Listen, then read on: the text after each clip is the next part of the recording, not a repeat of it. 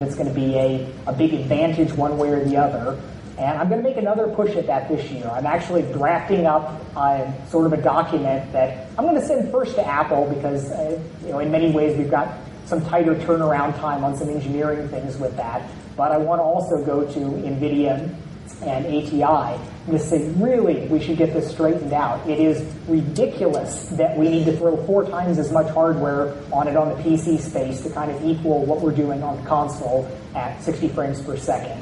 So I'm hoping that things like that can get fixed.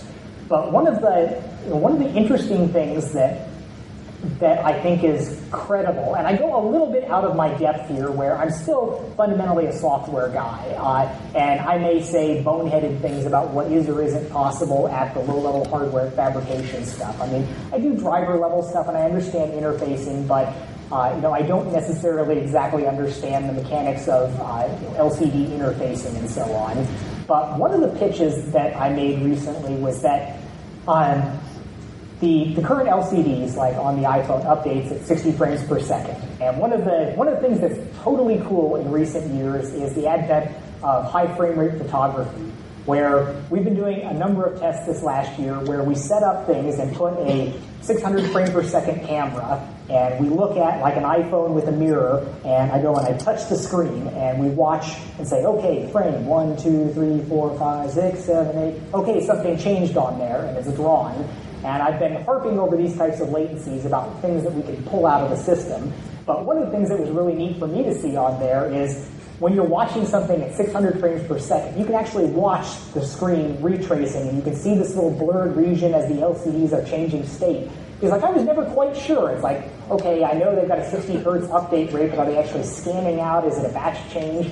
And these things are like super senses. It's awesome to be able to see things at like super fine time scales or super fine resolution on there. So that's been one of our new tools to be able to look at this level of hardware interfacing. And I've been beating up a lot of people about different latencies on here where it's like, yeah, this is pretty cool, but you could lose 30 here and 15 here, and that matters. And I think that Apple at least is a company that they understand the user experience, and if I was going to like Samsung or somebody and saying, you can be 100 milliseconds faster on user response, that doesn't register at all. But you can make the pitch, directly to Steve Jobs and say, this is quality. You can have a better response rate here. You can respond better to what people, are doing. And you can feel kind of edging up onto some magical things there. The Rage demo on the iPad is fundamentally really cool. To have the iPad there and just kind of drag your finger around and it's moving around at 60 frames per second. This is neat, but I also know there's like 100 milliseconds of, not quite 100, but it's close. Maybe, it is like 80 plus milliseconds of delay between when you're moving the finger, and there's that little sense of lag going on there. And that can be a little bit better. And that's one of those things when I talk about the incremental improvements, the 10% here, the 10% there, that adds up. When we can say, let's make this a little bit better. Let's get rid of this buffering here so we don't need this time there. That makes everybody better. Every single app it's not something where you say, feel this, it's twice as good as anything else. But if every app that anybody uses is a tiny fraction more responsive, that's a really positive thing. But some of the stuff that I think is possible going forward, I'll go a little bit out on a limb and suggest 2 things for handset makers. And I sent this to Apple, and I also sent it directly to some Imagination Technologies people at the video card place. But by all means, anyone with any company that wants to follow up on these, one is decoupling the updates from the 60 hertz that we've got right now. Now, we have some other interesting things with a lot of TV sets are desperately pushing towards 120 or 240 hertz updates. I'm actually not a big fan of most of the 3D TV stuff and the benefits that you get from that. I'm dubious about the real value to the consumer on those things. But there is a nice thing. Once you get to 120 hertz, you've got the even divisor for 24 hertz film or 60 hertz video. And that's a broad consumer thing where everybody's a little bit better if you don't have pull-down frames and so on there. So I think that there's a reasonable argument that even on handsets, that you could go ahead and say, well, let's refresh it 120 hertz, because then if you're a game, then the 60 hertz clip isn't quite so bad. It's not dropped from 60 to 30, you're stuttering between them and having lousy conditions like that. You could just drop one little notch. But then the thought was, well, what if you went even higher on that, on the refresh? And you start thinking, well, we're going to run into some battery power concerns on there, and that is a big deal. Like one of the issues for Rage that we're going to do, it's awesome running at 60 frames per second, but I'm going to have an actual option in there, run at 30 to reduce battery drain. It's another factor that we actually have to care about on here, where you don't want to be the application that, using 100% utility is a badge of honor on a PS3. If you are using every processor on there, you've done an awesome job. 100% utilization on a mobile phone is not a good thing. It gets hot, you're going to burn your hand, and your battery's going to run down in 30 minutes on there. So optimizing for battery life is yet another factor that makes life interesting for how you want to go ahead and schedule these things. But the interesting thought is that I suspect strongly that LCD screens could wind up with a variable refresh rate where, say, even if you, at the trivial rate, if you clock it at 240 and then you just skip most of the refreshes there, if not truly like a block write device where you just write the screen through it, which is the way everybody winds up accessing it now. You create a screen and then you present it. Instead of having it scanned out, you could push it at it.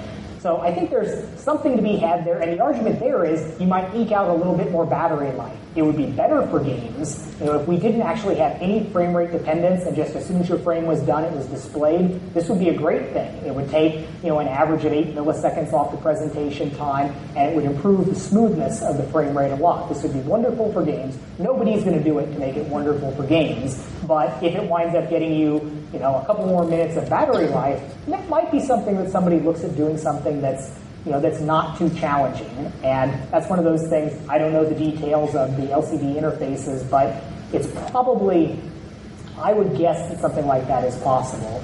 And the other thing that I think Apple is or any of the handset manufacturers really, but primarily Apple, is in an almost unique position to do, is to spearhead the adoption of true high dynamic range displays, where on the consumer side, there's a hideous barrier to entry there. Like, who wants to buy a big screen TV that has, you've got a 50,000 contrast ratio on here, and you can make eye-blindingly bright lights, but there's no content for it.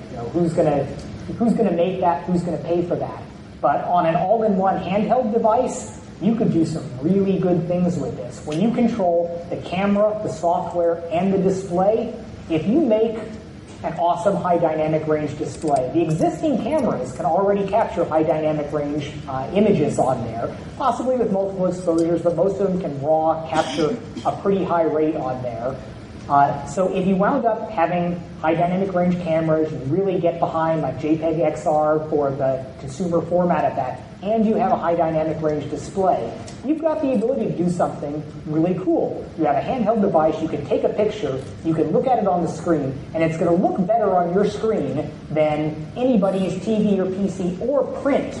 One of those things where you could surpass the benchmarks, where people have always looked at screens as, well, like, okay, we're approaching the gamut or the resolution of the printed page.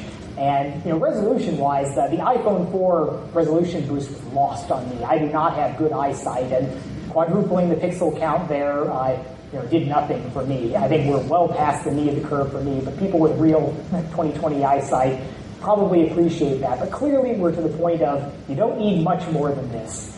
But in terms of dynamic range on there, that's one of those things where you can get, it's useful to have factors of thousands on there, not just the 256 levels that we've got, but there's so much software infrastructure sort of stuck in 8-bit color. But I think that Apple would be in a great position to pull through that, to go ahead and say, everyone can imagine the Apple ads touting this about how it's better than you can see on your TV or in the advertisement. And that could be sort of the critical mass that winds up getting people behind the standard formats, and then you could imagine laptop displays, and then eventually we would work up to the big screen TVs in everyone's living room being able to have those super blinding hotspots and everything that really will be an important next step in kind of taking graphics to the next level on there. again, in so many ways, what we can do in software, there are huge reaches that we can still do in terms of just software making the picture better, but the biggest wins are going to be with I/O devices, whether it's high dynamic range displays or the thing that I keep coming back to. I've said this at least a half dozen times at QuakeCons, where eventually head-mounted displays of some kind are going to be really the next big thing. I'm never sure when it's going to be, but one of the things with, I took the family to Disney World this last year, and you go through the amusement park rides, and you see some of these where you go on something like Soaring, where this is just a movie. People are waiting in line for 15 minutes to see like a 5-minute long movie. It's like, yeah, you get picked up and swayed around and they blow some wind in your face, but fundamentally it's just a big movie. And, there's no interactivity at all. But the neat thing about it is that it's occupying your entire field of view, and that is a different experience from looking at even your big screen TV there. And I think that when you can wind up pulling that off, that you can immerse the person in there, it will be a qualitatively different experience there. And I did finally last year go and look at some of the modern consumer head-mounted displays, and I think they're most of the way there form factor wise. They're light, you can put them on, it's pretty cool, but they still just kind of suck. If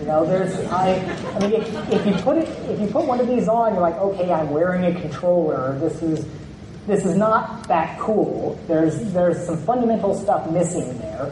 The field of view is still not what you'd want. It's narrow. Some advances have been made. The way a lot of them are doing output from the games now, instead of alternate fields splitting the view, that's great. But they're not closing the loop well, where there's still that sense where you move your head, the view moves after you. It doesn't feel like you're looking through goggles into a virtual world. It feels like you're wearing a controller. And I think all of this is actually solvable today. It's a matter of somebody doing the right synthesis work and looking at all the steps in the pipeline.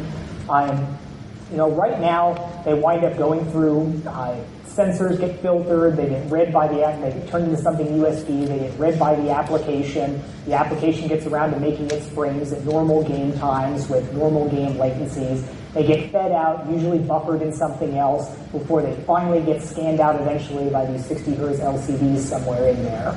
And the latencies, again, the high-speed camera is just awesome. I haven't done this on a head-mounted display, but if you wound up putting the HMD down there, put the high-speed camera watching at that, and you tap the side of it, I would bet money that there's 200 milliseconds of lag between the time that you tap it and you wind up seeing a response. It may well be more than that.